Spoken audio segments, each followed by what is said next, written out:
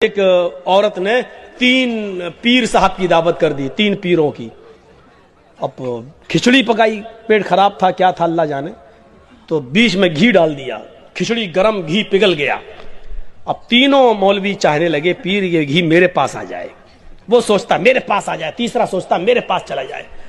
تو پہلے پیر نے فوراً انگلی ڈالی کھچڑی میں اور ایسے لائن کھینچ دی اور کہا اللہ فرماتا تجری من تحت الانہار، جنت میں دودھ کی نہر ایسے بہ رہی ہوگی۔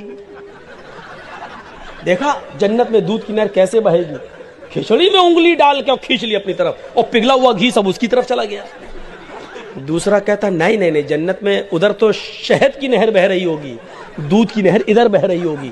اس نے 2 انگلی ڈالی اور کہا کہ تجریان من تحت الانہار، دودھ کی اور شہد کی نہر ادھر بہ رہی ہوگی۔ اس نے 2 انگلی ڈال کے اپنی طرف کھینچ لیا۔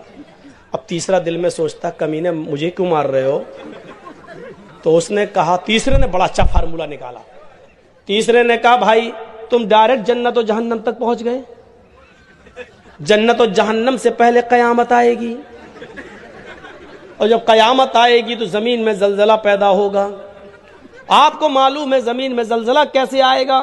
اس نے پوری پلیٹ اٹھائی اور کہا اذا زلزلت الارض زلزالہا۔ اس نے پوری پلیٹ اٹھا کے کیا کہا؟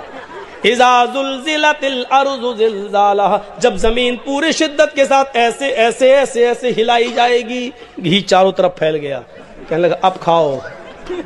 اکیلے لے آ رہے تھے دودھ کی نہر اور شہد کی نہر، تو وہ مولوی کیا جو ہار جائے۔ آپ نے شاید وہ لطیفہ سنا ہے میرا، موبائل میں تو سنا ہی ہوگا کہ ایک شکاری کے جال میں کوا اور کبوتر دونوں پھنس گئے تھے، تو کوا بھی رو رہا تھا اور کبوتر بھی رو رہا تھا۔ تو کبوتر نے کوے سے کہا چپ، کاؤں کاؤں کاؤں کاؤں کر کے میرا دماغ خراب کر دیا۔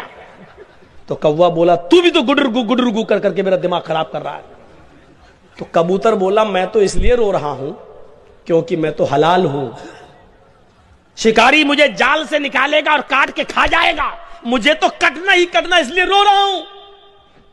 تو کیوں رو رہا بے کوے؟ تو تو حرام ہے، تیرا کیا کرے گا؟ چال ڈالے گا کیا؟ تو 2-4 گھنٹے بعد شکاری آئے گا، ہے کوا پھنس گیا، تجھے نکالے گا اڑا دے گا، تیرا کیا کرے گا؟ تو تو حرام ہے، تو تو شکاری کے کسی کام کا نہیں ہے۔ کوا بولا میں تم سے زیادہ ٹینشن میں ہوں۔ کبوتر نے کہا کیوں؟ کہا یہ جال کسی جاہل کا نہیں ہے، مولوی کا جس میں ہم پھنسے ہوئے ہیں۔ کہا کیا؟ کبوتر نے کہا کیا؟ کہاں؟ تو کہا مولوی کا ہے تو کیا ہوا؟ کہا مجھے بھروسہ نہیں، پتہ نہیں کب حلال کا فتویٰ دے کے مجھے بھی کاٹ کے کھا جائے، اس مولوی کا کوئی بھروسہ نہیں ہے، اس لیے میں تم سے زیادہ پھنسا ہوا ہوں، تم سے زیادہ میرا ٹینشن ہے کہ مولوی کچھ نہ کچھ نکال لے گا اپنے لیے راستہ۔ اپنے لیے راستہ نکال لیا جاتا ہے۔ اللہ کی قسم یہ علماء